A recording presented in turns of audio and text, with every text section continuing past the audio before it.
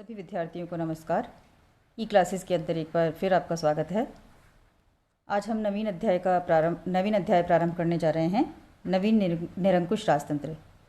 हम देखते हैं कि मध्य युग में यूरोप के अंदर सामंतवादी शासन प्रणाली प्रचलित थी।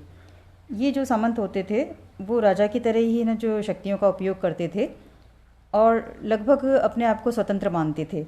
और इनका है ना जो मतलब है ना जो वर्चस्व है वो पूरे देश के अंदर है जो टुकड़ों टुकड़ों के अंदर ये सामंत है वो बटे हुए थे। इस व्यवस्था में देश या राष्ट्र का कोई भी महत्व नहीं था। एक ही है ना जो देश है वो अनेक भागों के अंदर अलग अलग सामंतों के अधीन था, तो विभक्त था।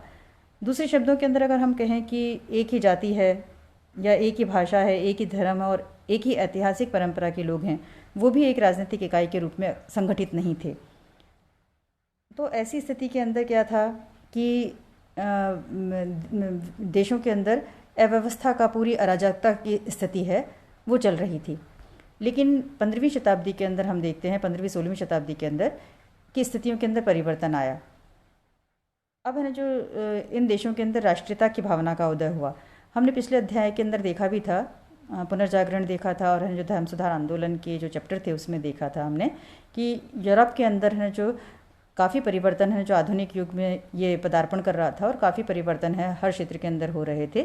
तो राजनीतिक क्षेत्र के अंदर भी अब क्या है कि राष्ट्रीयता की भावना है उसका उदय हो गया था।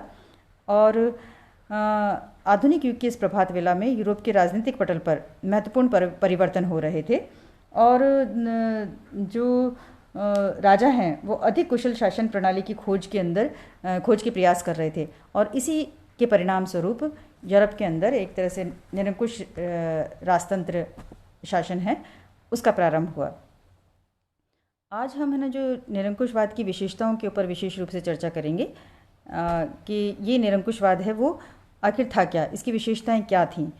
तो सबसे पहले है ना जो निरंकुशवाद की विशेषताओं के अंदर सबसे पहली विशेषता है राजा की सर्वोच्चता। यानी कि निरंकुश राजतंत्र में राजा या शासक होता था वही सर्वोच्च होता था, वही सेना का प्रमुख है ना जो मतलब है जो अधिकारी होता था, वही है ना जो अंतिम रूप से कानून का निर्माण करने वाला होता था, कानून को लागू करने वाला होता था और कानून की व्याख्या करने वाला होता था। इसी प्रकार से ना जो न्याय करने का सर्वोच्च अधिकारी भी वही होता था। राजा की जो इच्छा थी वही कानून होती थी और उसका विरोध करने का साहस है वो किसी को भी नहीं होता था, न ही किसी को इसका ये अधिकार था।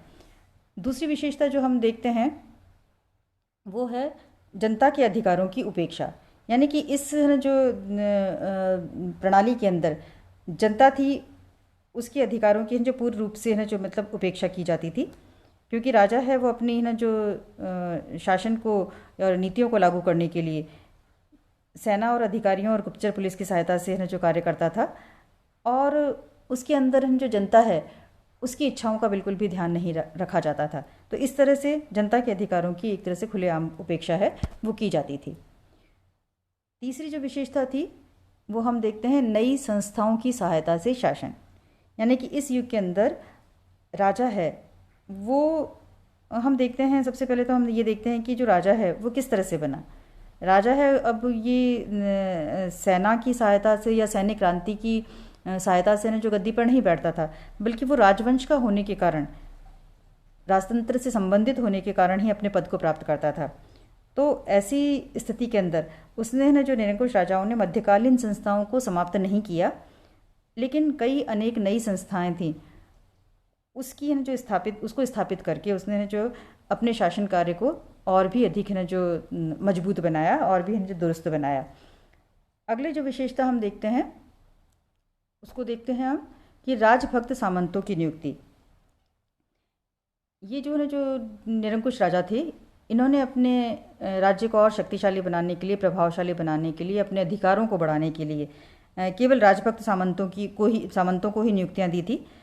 जैसे कि जो रूस और प्रशा के अंदर हम देखते हैं कि निम्न श्रेणी के लोग थे उन लोगों को ही अधिक सामंत बनाया गया ताकि वो सदा राजा के साथ रहें और राजा का हुक्म है वो बजा सकें और राजा के प्रति सदैव वफादार रहें।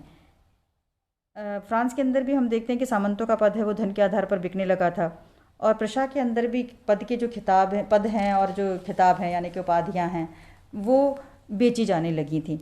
तो इस तरह से है ना जो अपने शक्ति को बढ़ाने के लिए इन्होंने राजभक्त सामंतों की नियुक्ति है वो की थी। अगली जो विशेषता है और वो बहुत ही इम्पॉर्टेंट विशेषता है और निरंकुश राजतंत्र को है ना जो भली भांति है ना जो मतलब है ना जो उसकी आत्मा को भली भांति स्पष्ट करती है, जो है राजा और जनता के बीच समझौता।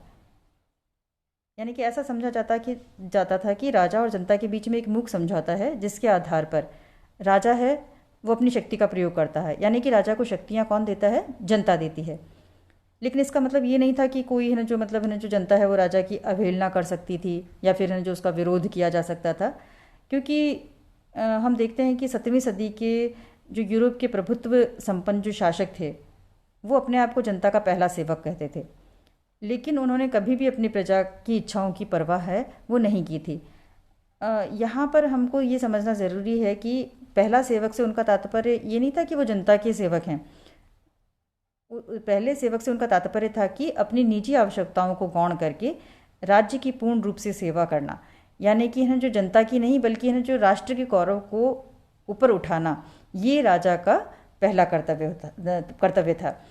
तो ऑस्ट्रिया का जो सम्राट जोसेफ द्वितीय था और रूस की शासिका जो कैथरीन द्वितीय थी, जिनको प्रबुद्ध शासकों की श्रेणी के अंदर अग्रणी माना जाता है, वो अपने समय के शक्तिशाली निरंकुश शासक थे और उन्होंने देश के गौरव को जो आगे बढ़ाने के लिए ना जो पूरे प्रयास किए थे उन्होंने जनता की इच्छाओं के साथ में कोई समझौता नहीं किया था।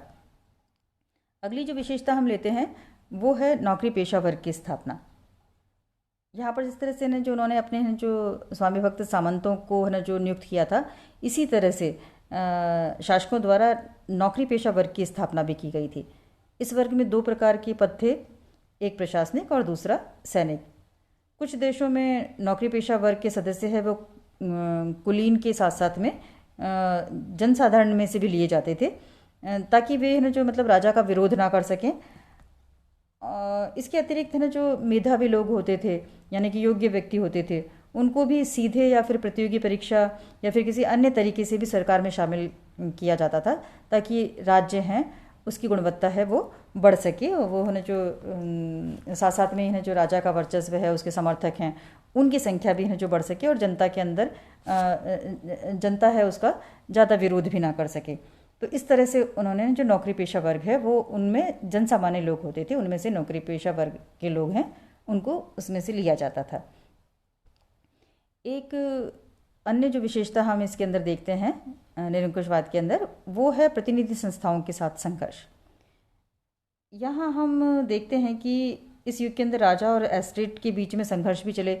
एस्टेट माने प्रतिनिधि संस्थाएं। हमें यहाँ पर है जो ये विशेष बात दिखाई देती है कि एक तरफ तो राजतंत्र था, लेकिन दूसरी तरफ प्रतिनिधि संस्थाएं थीं, उनकी भी स्थापना यूरोप के अंदर हो चुकी थी और वो निरंतर है जो साथ साथ में काम कर रही थी। तो ये भी एक है ना जो बहुत ही है ना जो मतलब है ना जो हम देखते हैं कि है ना जो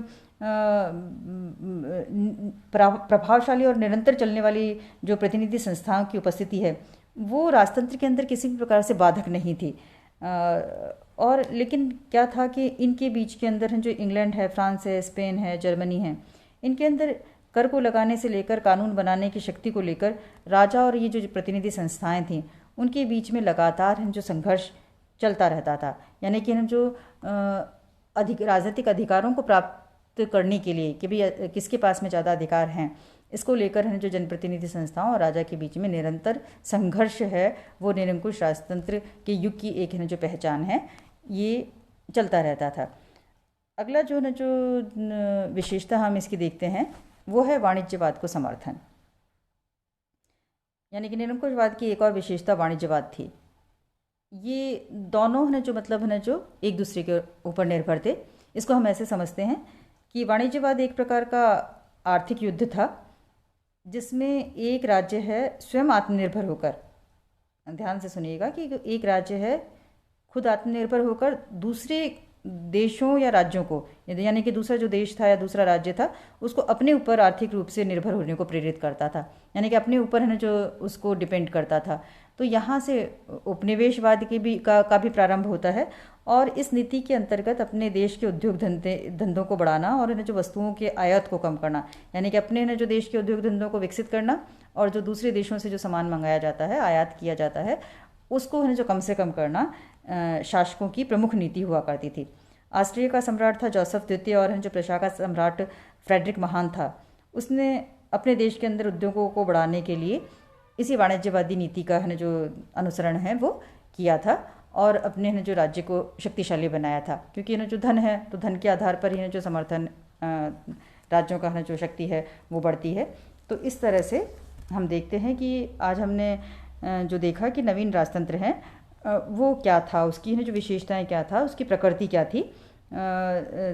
तो मैं उम्मीद करती हूँ कि आपको ये नवीन निरंकुश राजतंत्र है इसकी प्रकृति आपको समझ में आ गई होगी। आज का अध्ययन हमारा यहीं तक। अगली वीडियो के अंदर हम इस चैप्टर को जारी रखेंगे और निरंकुश राजतंत्र के उत्कर्ष के क्या कारण थे उनके ऊपर हम जो चर्चा करेंगे। तब तक के लिए विदा, धन्यवाद।